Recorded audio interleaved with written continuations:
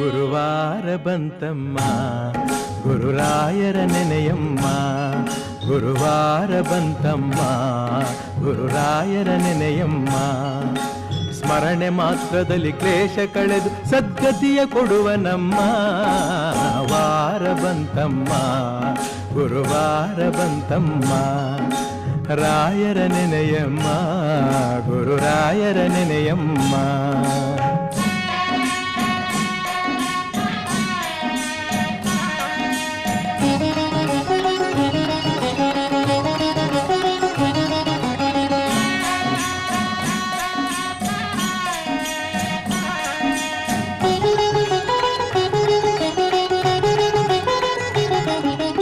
Yogi ಬರುವನಮ್ಮ ಶುಭಯೋಗ ಬರುವುದಮ್ಮ.